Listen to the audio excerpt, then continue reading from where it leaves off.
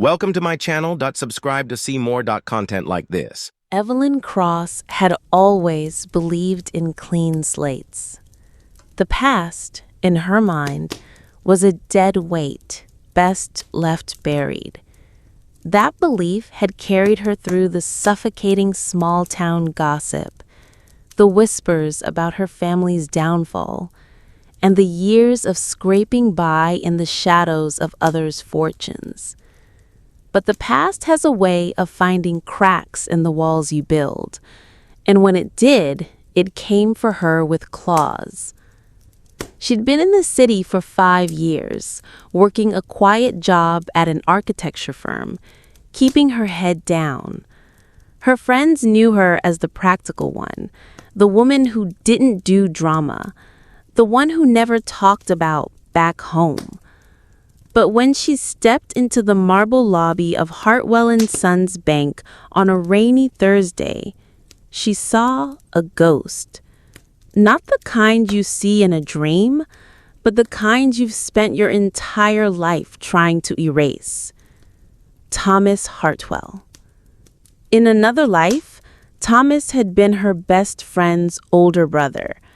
Untouchable, rich, charming, and cruel in a way he didn't have to hide. He'd been the one who ruined her father's name, using lies, manipulated evidence, and a smear campaign that left her family in ruins. She was 17 when she watched her father walk out of their home for the last time, his eyes hollow with shame. She'd sworn then that if she ever saw Thomas again, she wouldn't run. Now, he was here. Older, sharper, in an impeccable suit. And he didn't recognize her. It should have been a relief. It wasn't. Over the next week, Evelyn learned that Thomas Hartwell wasn't just in her city. He was everywhere. His family's bank was involved in half the real estate projects her firm designed. He was on the board for the city's most powerful charity, and he was being celebrated in the press as a visionary. Every glowing article felt like acid on her skin. She began to watch him. At first, it was casual, checking the society pages, scrolling through his LinkedIn profile, but soon it became deliberate. She memorized his schedule, knew which cafes he liked, where he got his shoes polished, even the exact time he left his office on Fridays. It was obsession, but to Evelyn, it felt like reconnaissance. Her plan formed slowly. Revenge wasn't about rage. It was about precision. She wouldn't confront him screaming in the street. She would dismantle him piece by piece, the same way he had dismantled her father. She would take his reputation, his allies, his peace of mind. And when he finally saw her, really saw her, he would understand exactly why it was happening.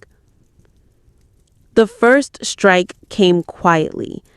An anonymous tip to a local journalist about irregularities in the bank's philanthropic fund. The reporter bit, and a week later, Thomas's perfect image had a hairline crack. He brushed it off, of course. Men like him always did. The second strike was more personal. Evelyn befriended one of his junior executives, a nervous young man named Darren, who drank too much at corporate mixers. Within 2 months, Darren was telling her things he shouldn't, about shady offshore accounts, about loans pushed through for questionable clients. She made sure those details landed in the right inboxes. The cracks widened. But revenge is never clean. In following Thomas so closely, Evelyn found herself tangled in his orbit in ways she hadn't planned. She met people who genuinely believed in him, people he'd helped. She saw him on nights when he wasn't performing for the cameras, sitting alone in a dim bar, staring at a glass of whiskey like it had answers. There were moments, brief, and unsettling when she almost forgot why she hated him. Almost. The breaking point came when she discovered the truth about her father's downfall. Thomas hadn't acted alone. There had been others, politicians, rival business owners, all using her father as a scapegoat. Thomas was guilty, yes, but he was also a pawn in a much bigger game. That knowledge should have softened her resolve. It didn't. If anything, it sharpened it. Because now she wasn't just dismantling Thomas Hartwell. She was going after everyone who had played a role. The final act began on a stormy night with Evelyn standing in the rain outside the bank's headquarters, a flash drive in her pocket containing every damning document she'd gathered over the last year. By morning, the city would know everything. Careers would burn, alliances would collapse, and Thomas Hartwell would finally look into a camera and see Evelyn Cross's face as the one who had set it all in motion. When it was over, she didn't feel triumphant. Revenge, she realized, isn't a victory. It's a release. And as she walked away from the chaos she had created, she understood something she hadn't before. The past doesn't disappear when you destroy the people who hurt you.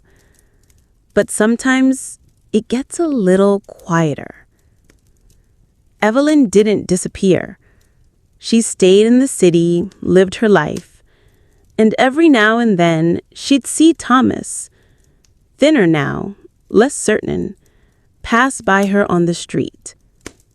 He always looked at her like she was a stranger. And that was fine. Because she wasn't the same girl he destroyed. She was the woman who buried him.